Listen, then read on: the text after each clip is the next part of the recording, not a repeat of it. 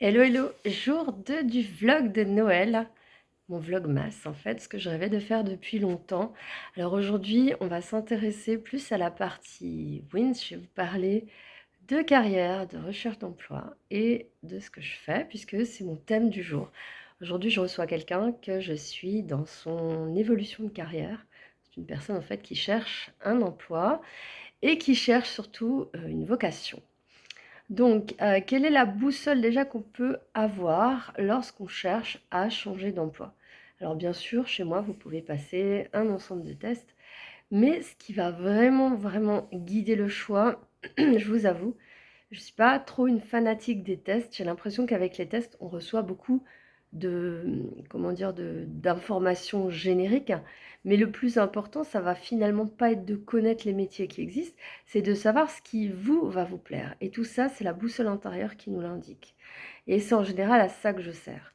C'est-à-dire que quand on fait un test, quand on essaye d'évaluer votre profil, on va le faire à un moment bien précis, lorsque je sens que vous êtes déjà un petit peu aligné pour que vous soyez déjà au clair. Parce que si vous n'êtes pas au clair, vous n'aurez pas de bons résultats sur les tests, enfin des résultats fiables.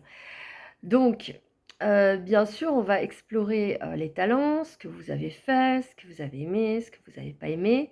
Et puis, on va explorer aussi le marché du travail, savoir ce qui est possible aussi, comment c'est possible, combien de temps vous voulez y mettre, est-ce que vous voulez de nouveau faire des études?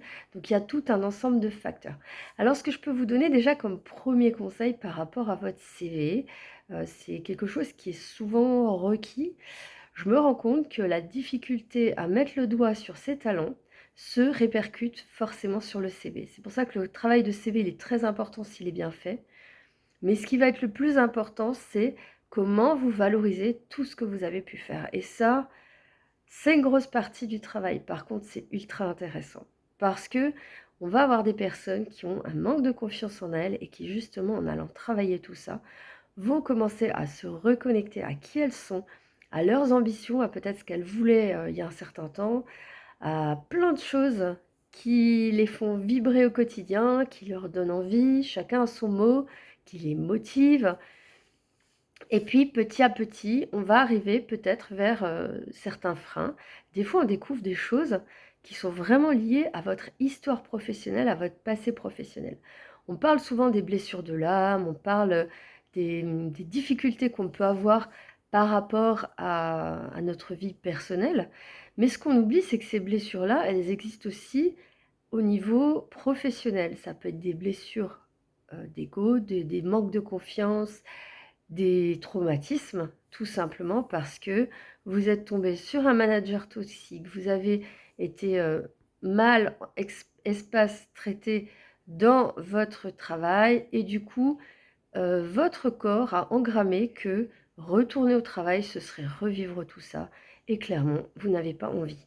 Donc parfois, le blocage, il se situe clairement dans votre histoire professionnelle, la façon dont elle s'est construite.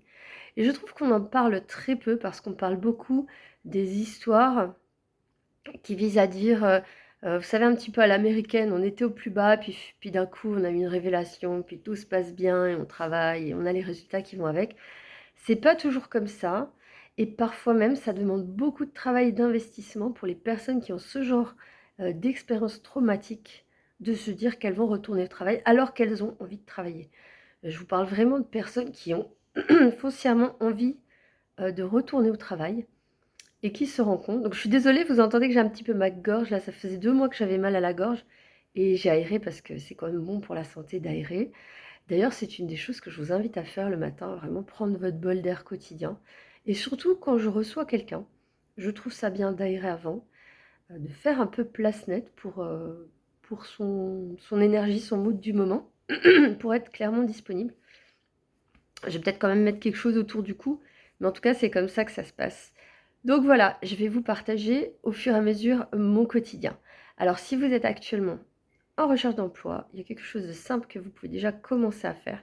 C'est justement lister toutes vos qualités et puis lister ce que vous appréciez chez vous. Et vous allez voir que des fois, c'est un exercice qui est vraiment, vraiment challengeant et difficile parce qu'on a parfois du mal à mettre le doigt sur ce qui est positif pour nous, alors qu'on arrive si bien à le faire pour les autres. Alors ça peut être aussi une façon de faire, c'est tout simplement de vous demander ce que vous appréciez chez les autres et vous demander si vous l'avez et comment vous pourriez éventuellement le développer. Donc comme vous le voyez, mon métier, lorsque j'accompagne quelqu'un en recherche d'emploi, c'est d'aller vraiment aussi faire du développement personnel parce que c'est par là que ça passe et une fois que vous n'avez plus ce blocage, eh bien croyez-moi que chercher du travail, ça devient très facile, ça devient motivant, stimulant, agréable et puis vous êtes, tellement heureux quand vous trouvez en fait votre place. Et vous, je ne sais pas si vous avez, trouvé votre place. En tout cas, je vous souhaite une très belle journée, professionnelle, que vous soyez, au travail, que vous soyez en recherche d'emploi. C'est aussi une façon de faire, son travail. Si on le fait sérieusement, ça prend du temps. Je vous souhaite une très belle journée et puis je vous retrouve à très bientôt pour les vlogmas. Sachez que vous pouvez tous les retrouver sur YouTube, mais qu'effectivement, je vais alterner entre Joy Yoga, qui est la partie, yoga et bien-être et la partie, Wins, qui est un peu plus, professionnelle. À très bientôt!